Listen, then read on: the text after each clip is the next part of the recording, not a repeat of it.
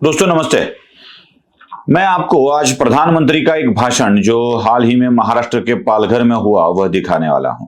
और उस भाषण में देश के प्रधानमंत्री नरेंद्र मोदी अपना शीश झुकाकर छत्रपति शिवाजी महाराज से माफी मांगते हुए दिखाई दे रहे हैं। सुनाई भी देता है, दिखाई भी देता है छत्रपति शिवराय के प्रति उनकी कितनी आस्था है। देख लीजिए।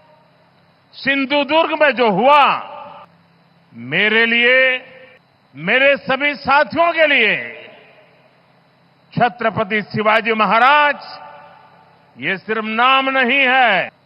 हमारे लिए छत्रपति शिवाजी महाराज ये सिर्फ राजा महाराज राजपुरुष मात्र नहीं है।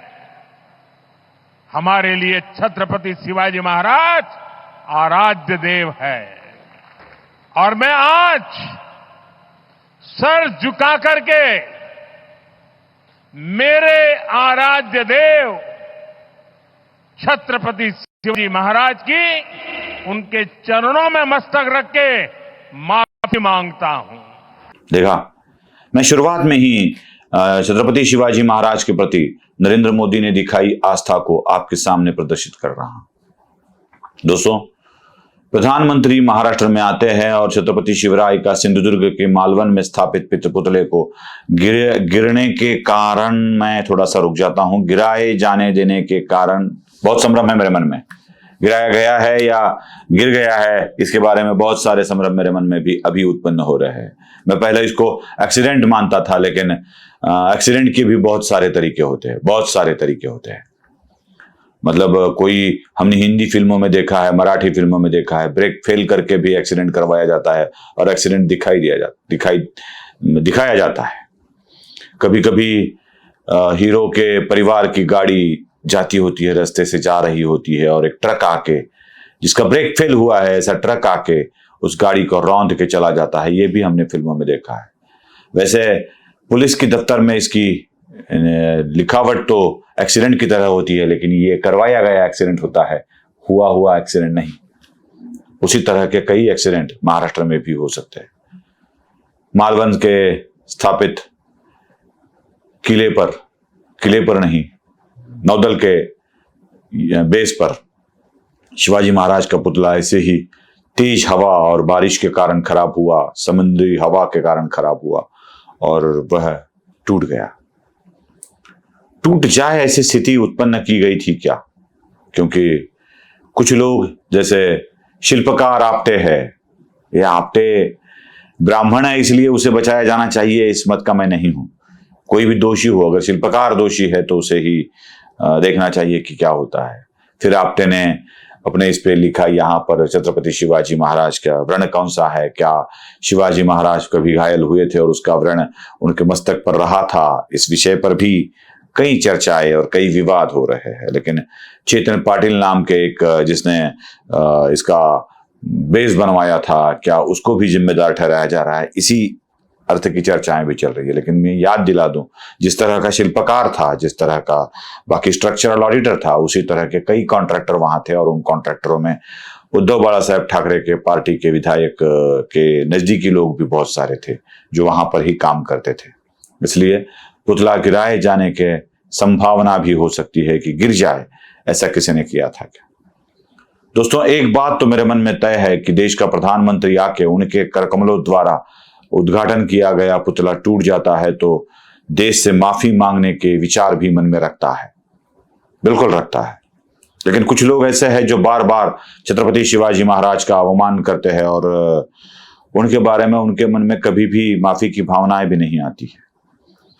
मैं मध्य प्रदेश की एक घटना आपको दिखाना चाहता हूं, जहां पर छत्रपति शिवराय के पुतले को मध्य प्रदेश में जब कांग्रेस का शासन था तो उसे हटाया गया था और उसके लिए ना किसी ने माफी मांगी, ना किसी ने दुख व्यक्त किया। देख लीजिए वो वीडियो। काका, मूर्ती खालती नाही पडली पाहिजे। काका, मूर्ती खालती पडली नाही पाहिजे। मूर्ती खालती पडली नाही पाहिजे।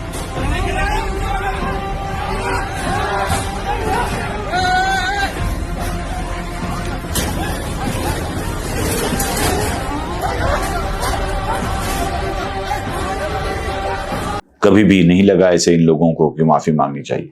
कर्नाटक के बागलकोट में जो हुआ था उसके लिए एक बार भी माफी नहीं मांगी गई थी, लेकिन प्रधानमंत्री नरेंद्र मोदी माफी मांगते हैं।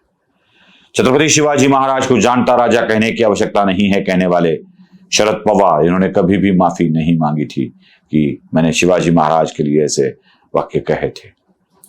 छत्रपति शिवाजी महाराज के लिए अलग अलग शब्द लगाकर उनके वो जानता राजा नहीं थे, वो गोब्राह्मण प्रतिपालक नहीं थे, वो क्षत्रिय कुलावतंस नहीं थे, बल्कि कुड़वाड़ी भूषण थे।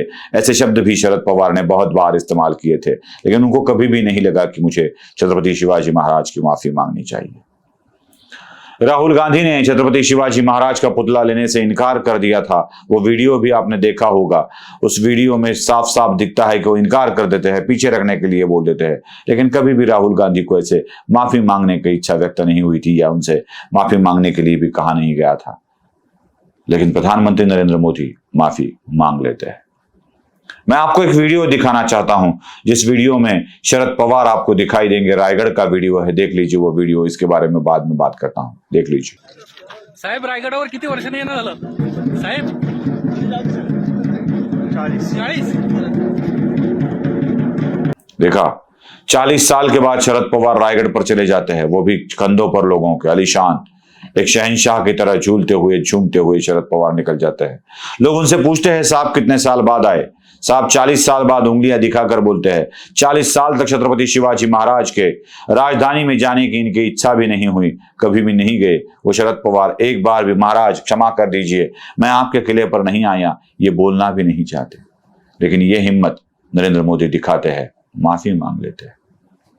छत्रपति शिवाजी महाराज के प्रति हुई अपराध के कारण उनसे माफी मांगना, इसमें भी एक बड़प्पन होता है। वो बड़प्पन मोदी के है, मोदी के पास है, सरकार के पास है, शिंदे के पास है, फडणवीस के पास है।